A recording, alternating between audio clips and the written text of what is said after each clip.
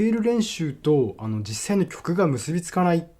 て思ってる方も多いと思うんですけど、これはですね、スケール練習の考え方が間違ってるからですね。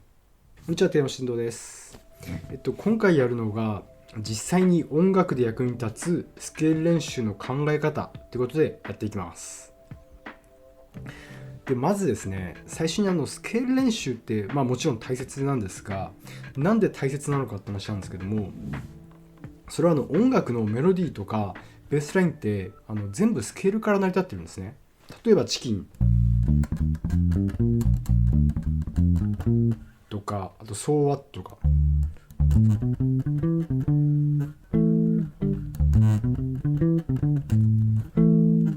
とかあるじゃないですか。あとちょっと違うと言ったらバッハとか、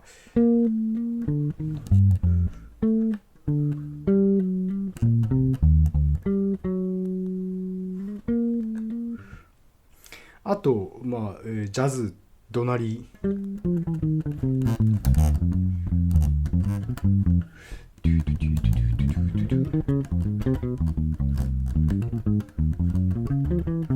で、こんないろいろありますけど、これ全部ジャンルちょっと違いますけど、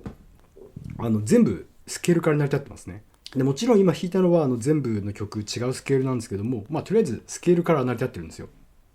だからスケールの練習って大切なんですね。でもスケール練習と実際の曲が結びつかないっ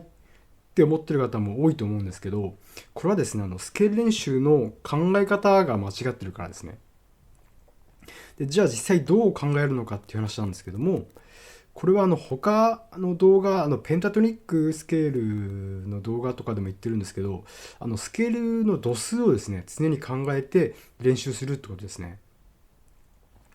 今出てると思うんですけど、1とか R がルートなんですけど、今 C だったらここ C じゃないですか。1度ルート R、2、3、4、5、こういうのをちゃんと考えて練習しないと意味ないってことですね。別にこの度数じゃなくてもドレミで考えてもいいんですけど、じゃあ R がドですね。で2がレ、ミが3って感じで、これを考えたスケール練習をすることによってですね、なんかベースラインとかメロディーを弾いてても、そのスケール上で自分が何をやってるのかっていうのを理解できるんですよ。理解するようにするんですけど、そのための、スケール練習って感じですね。だから指の運動で早くやってても別に指の運動になるんで別に問題悪くはないんですけど、それだと指の運動だけになっちゃいますね。で実際どういうことかっていうと、さっき弾いたバッハちょっと普通みんな馴染みないと思うんですけど、せっかくなのでちょっと変わった曲やってみようか。最後 G マイナーなんですけど、曲自体は。で G ってこれじゃないですか。でこれだとG ですけど、 G で G マイナーだと、ここも G ですけど、 G マイナーのスケールってこれじゃないですか。ですよね。そしたらこれを考えていくと、これがルートでフラット3度からターンって5度でフラット6度に行ってルートでフラット7度で2度5度っていう風になってるんですね。最初のところでっていう風に最初のところだけでも全部マイナースケールで全部成り立っていることが分かったと思うんですけども、だから曲弾く前に実際このそこのスケールを一回弾いてみて、でそこからメロディーをちょっと練習すれば、ここがフラット、このメロディーこうなってるんだなっていう風にってやれば、もうなんですかね、メロディーと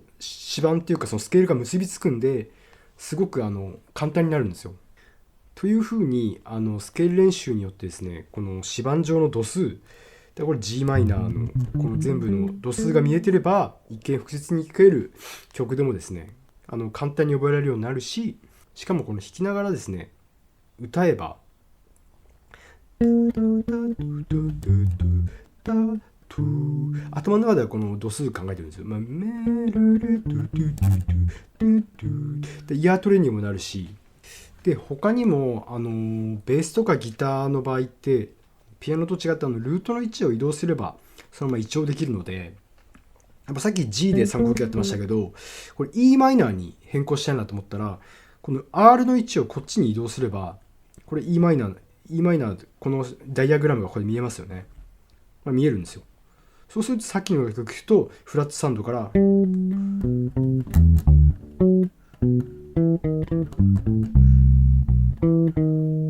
ていう風にですね、そんな考えなくてもすぐに他のキーでも弾けちゃうっていうメリットもありますね。でスケールの練習の方法って結構見たことあると思うんですけど、結構山ほどあるんですよ。でどれもまあもちろんやればもちろん練習なので悪いことはないんですが、まあいろんなスケールの方法を手出したらもうスケール練習だけで1日終わっちゃうじゃないですか。なのでここではですね、僕がやってるスケール練習の方法を紹介します。この方法でまあスラスラスケールが弾けるようになったら他の方法も挑戦してみた方がいいと思います。じゃあですね、順序を追って説明します。まずスケールのフォームがですね、まあメジャースケールで今日やっていきますね。でこれまあ見たことあると思うんですけど、まあ、普通の C でやりますね。A フレットの3弦。まあこれが第1段階ですね。でこれができたら次がフォーム2なんですけども、今度は一番下の弦、E 弦の C から始めますね。ここからこういくスケールですね。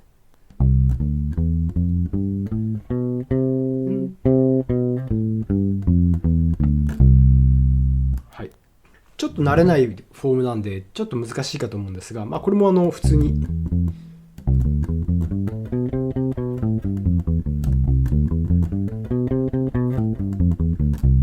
こんな風に普通に弾けるようになったら、次の段階なんですが、次はこれが本番なんですが、この最初やったフォーム1とフォーム2を合体させますね。どういうことかっていうと、フォーム1からこう上の C までいくじゃないですか。そしたらここからフォーム2で下がってくる感じですね。ダサ。っ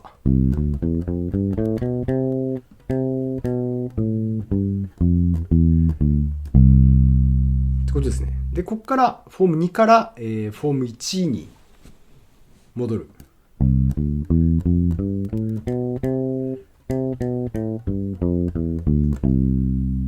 っていう感じです。これだけですね。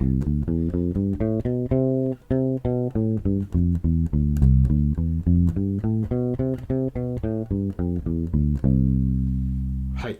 でコツを言うと、このダイアグラム下出てると思うんです。このダイアグラムをもう指板に貼り付ける感じで見ちゃったらもう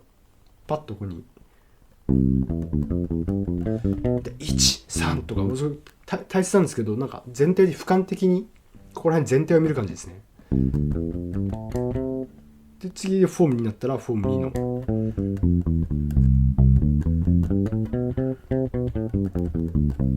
のこういう感じでやっていきます。でこれができたら次はブロークンサードってやつなんですけど、1度いって3度弾いて2度4度3、5で1個飛ばしですね。1度弾いたら3いって、次2いったら4いって、で上の行くじゃないですか。そしてここからでまた持っていく。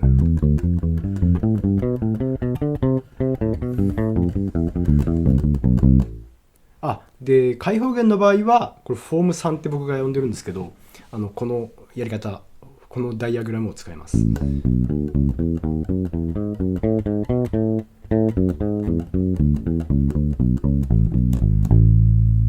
ここで終わる感じですね。ここから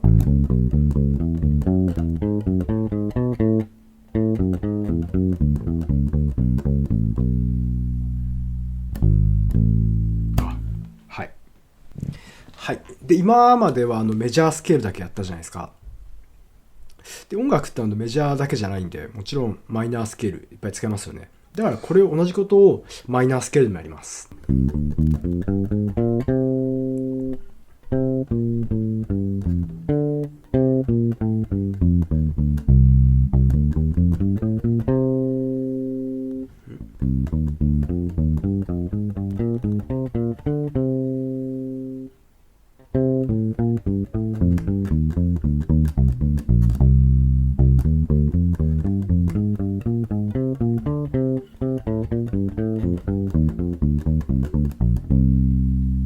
こんな感じでですね、メジャースケールだけじゃなくて、マイナースケール、ドリアンスケール、いろいろスケールありますけど、思いつくスケール、覚えたいスケールで同じことをやると、身につきますね。で、この練習のコツはですね、度数を考えてはいるんですけど、同時に全体的なスケールのダイアグラムを考えて練習するといいですね。あんまりこの一つのポイントに集中しすぎないっていうか、全体でふんわり見てっていう、なんかちょっと俯瞰的な視点というのが大切かなと思います。はい、ということで、今回の動画役に立ったでしょうか。実は今日紹介した練習方法ともう一個僕がやってる効果的なスケールの練習方法があるんですが、結構ジャズとか弾きたい人向けのスケール練習、難しいんですよ。だからですね、しかも長くなっちゃうんで、それはまた次回他の動画でやろうと思います。ではまた。